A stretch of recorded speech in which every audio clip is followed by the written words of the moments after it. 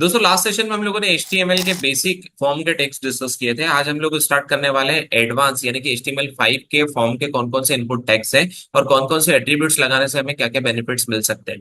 तो अगर मैं आपसे बोलता हूं कि मुझे ईमेल लेना है, तो अगर हम ईमेल के लिए इनपुट टाइप टेक्स्ट लेते हैं तो वो चेक नहीं कर पाएगा कि आपका ईमेल करेक्ट है या नहीं है। तो उसके लिए HTML5 ने आपको इनपुट टाइप में एक एट्रीब्यूट प्रोवाइड करा है ईमेल, जो ऑटोमेटिकली चेक कर लेता है कि ईमेल करेक्ट है या नहीं है। आइए देखते हैं कैसे। मैंने यूज करा ईमेल और हम यहाँ पर यूज कर रहे हैं इनपुट टाइप ईमेल, और लास्ट में मैंने टैग लगा दिया है PR। अब जैसे ही हम इसे रन करेंगे, मैंने रिफ्रेश किया और ईमेल में मैंने लिख दिया सिर्फ ऐसा कुछ तो भी, और मैंने सबमिट किया। ये एक एरर दे रहा है, मतलब जब तक आप एक @gmail या कुछ तो भी प्रॉपर नहीं लगाओगे फॉर्म सबमिट नहीं होगा। वैसे ही अगर मैं आपसे बोलता हूं कि हमें ईमेल के प्लेस पे अब यूजर से लेना है नंबर, तो हम इनपुट टाइप यूज करेंगे नंबर। दोस्तों याद रखना, जब भी आप नंबर लेते हो तो फिर आप टेक्स्ट टाइप का डेटा इनपुट नहीं कर पाएंगे। जैसे मैंने सेव किया और मैं रिफ्रेश कर रहा हूं, तो यहाँ पर एक नंबर पिकर आ रहा है, जिससे मैं नंबर को इंक्रीज भी कर सकता हूँ, डिक्रीज भी कर सकता हूँ, लेकिन मैं यहाँ पर टेक्स्ट चाहकर भी टाइप नहीं कर पाऊंगा। अब मुझे यूजर से लेना है डेट, तो मैं एक कैलेंडर पिकर चाहता हूँ। अगर मुझे यूजर से लेना है डेट, तो मैं चाहता हूँ एक कैलेंडर पिकर आ जाए, तो उस केस में आपको यूज करना है यहाँ पर इनपुट टाइप में डेट। और now you are able to see date picker here, जिसमें आप कोई भी एक डेट को सिलेक्ट कर सकते हैं। जो भी मैं डेट सिलेक्ट करूंगा वो यहाँ पर अपीयर हो जाएगा। वैसे ही मुझे डेट की तरह टाइम लेना है, तो मैंने यहाँ पर इनपुट टाइप में यूज कर लिया है टाइम।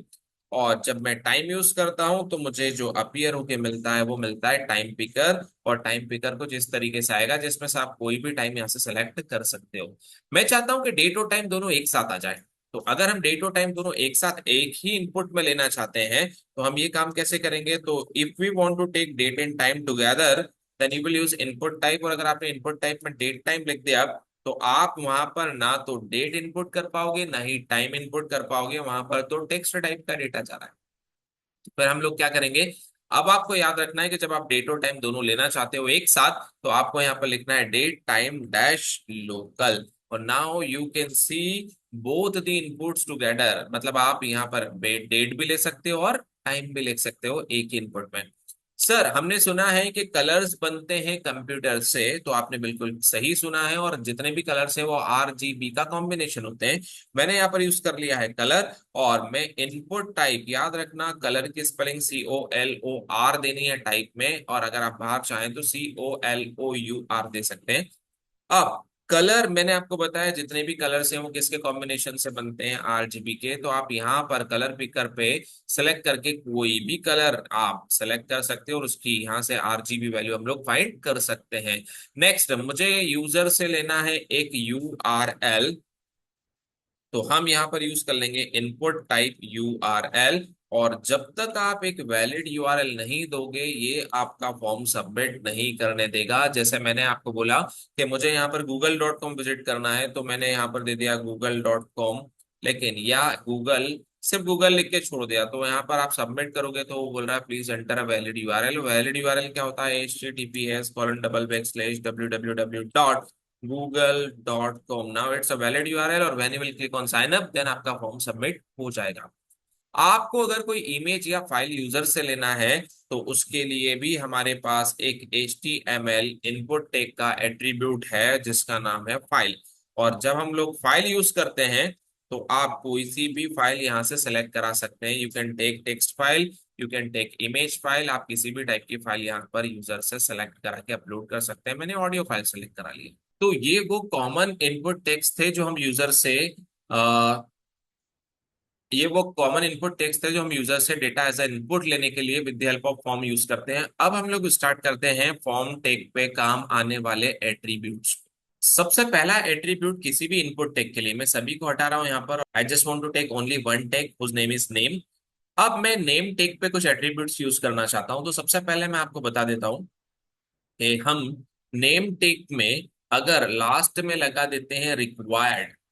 अगर आपने रिक्वायर्ड लगा दिया है, तो अब आप इससे मैंडेटरी फील्ड कंसिडर कर सकते हैं। अगर आप इसमें वैल्यू नहीं देंगे तो एरर आ जाएगा, और अब मैं इसमें वैल्यू देने के बाद सबमिट करूंगा तो ये सबमिट हो जाएगा। दूसरा, हम यूजुअली नेम आगे नहीं लिखते हैं। आपने मोस्ट ऑफ द वेबसाइट्स में देखा होगा कि इसी इनपुट बॉक्स में पीछे लिखा हुआ आता है प्लीज एंटर नेम, ऐसा कुछ। तो हम वो काम कैसे करेंगे, उसके लिए आप एक एट्रीब्यूट यूज करोगे और उस एट्रीब्यूट का नाम होता है बेसिकली प्लेस होल्डर। और प्लेस होल्डर में मैंने दे दिया है प्लीज एंटर नेम। अब आप देखेंगे इस इनपुट टैग में पीछे क्या लिखा हुआ रहा है, प्लीज एंटर नेम। और ये कब तक लिखा हुआ आएगा, जब तक अपन कोई नेम एंटर नहीं कर देते। अगला, मैं चाहता हूं कि name must be contains following 3 digits, या मैं चाहता हूं कि नेम में एटलीस्ट 3 डिजिट होना चाहिए। तो उसके लिए आप यूज करेंगे मीन लेंथ, एक प्रॉपर्टी। मीन लेंथ में अगर आपने दे दिया है 3, अगर आप 3 से कम कोई इनपुट देके इस नेम को सबमिट करते हो तो एरर आ जाएगा। जैसे ही मैंने सबमिट किया, क्या बोल रहा है वो, एटलीस्ट 3 कैरेक्टर्स आप इसमें इनपुट में दो, और फिर ये एरर हट जाएगा। वैसे ही मैं चाहता हूं कि नेम 10 लेंथ, मतलब नेम की जो लेंथ है वो 10 डिजिट से ज्यादा नहीं होना चाहिए। तो हम यूज करेंगे मैक्स लेंथ, और मैक्स लेंथ में मैंने पास कर दिया है 10। और अगर आपने मैक्स लेंथ में पास कर दिया है 10, तो अगर मैं 10 से ज्यादा कैरेक्टर्स इनपुट भी दूंगा तो इनपुट नहीं होगा। मैं यहाँ पर एक और एट्रीब्यूट यूज कर सकता हूँ जिसका नाम है पैटर्न।